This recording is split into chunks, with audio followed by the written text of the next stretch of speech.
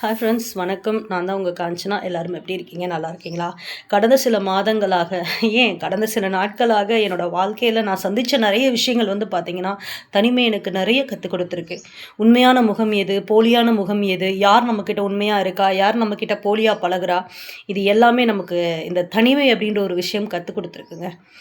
லைஃப்பில் நிரந்தரம் எதுன்னு பார்த்தீங்க அப்படின்னா, நம்ம தூக்கி வளர்த்த அப்பா அம்மா இல்லைன்னா யார் நம்மளை வளர்த்து படிக்க வச்சாங்களோ அவங்க தான் அப்படின்றத புரிய வச்சுருக்கு.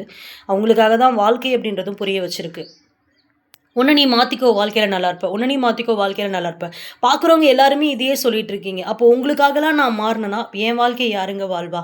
நான் என்கிட்ட இருக்கக்கூடிய மாற்றிக்கூடிய ஒரே ஒரு விஷயம் என்ன தெரியுமாங்க? கோவப்படுவேன், அவ்வளோதான். அந்த கோவத்தை நான் குறைச்சிட்டு அமைதியாக இருந்தேன் அப்படின்னா கண்டிப்பாக என் வாழ்க்கை நல்லாயிருக்கும். அது என் பாட்டிமா எனக்கு புரிய வச்சுது.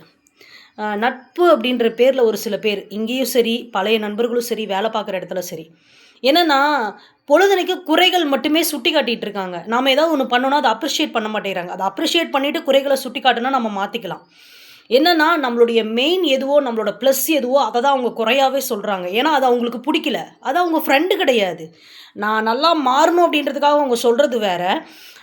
எனக்கு அந்த புரிதல் இருக்குது. அந்த புரிதல் இல்லைன்னு நினச்சிட்டு அவங்க எனக்கு அட்வைஸ் பண்ணுறாங்க. தாராளமாக அட்வைஸ் பண்ணுங்கள். ஆனால் அதே அட்வைஸ் திருப்பி நான் உங்ககிட்ட ஒரு சில விஷயங்கள் மாற்றிக்கோங்கன்னு பண்ணும்பொழுது அது நீங்கள் ஏற்றுக்கணும். ஆனால் அதை நீங்கள் ஏற்றுக்க மாட்டேங்கிறீங்க.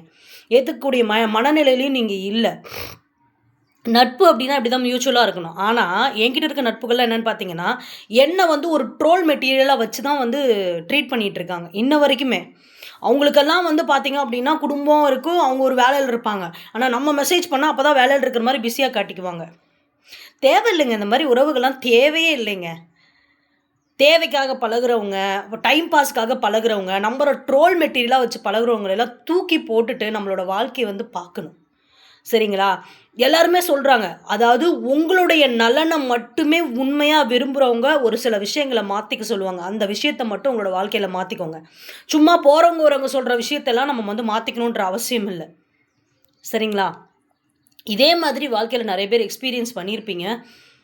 ஒரு பெரிய புரிதலை கொடுத்த அந்த நட்பிற்கும், பெரிய புரிதலை கொடுத்த என்னை சுற்றி இருக்கக்கூடிய என்னுடைய அந்த சக ஊழியர்களுக்கும் நான் நன்றி சொல்லிக்கிறேன். என்னாலேயும் வர முடியும். கம்பேக் கொடுக்க முடியும். யாருமே இல்லாமல் சக்ஸஸ்ஃபுல்லாக கம்பேக் என்னால் கொடுக்க முடியும். நிறைய நான் கம்பேக் கொடுத்துருக்கேன். ஆனால் இந்த கம்பேக்குன்றது கொஞ்சம் டிலே ஆனாலும் அது இருக்கும். என்னை மிஸ் பண்ணவங்க கண்டிப்பாக, ஐயோ இந்த பொண்ணை நம்ம மிஸ் பண்ணிட்டோம், பேசும்போதெல்லாம் நம்ம ரிப்ளை பண்ணாமல் இருந்தோம், இப்போ இந்த பொண்ணு பரவாயில்ல ஒரு நல்ல ஒரு இதில் இருக்கா, இல்லைனா இந்த பொண்ணு இல்லவே இல்லை ஐயோ அப்படின்ற அளவுக்கான ஒரு இதை நான் கண்டிப்பாக க்ரியேட் பண்ணிட்டு தாங்க போவேன். சரிங்களா? அந்த அளவுக்கெல்லாம் ஒரு மாதிரி ட்ரீட் பண்ணிகிட்ருக்குறாங்க என்னை சுற்றி இருக்கிறவங்கலாம். உங்களால் எவ்வளோ தூரம் பண்ண முடியுமோ பண்ணுங்கள். கடவுள் இருக்கார், கர்மா இருக்குது.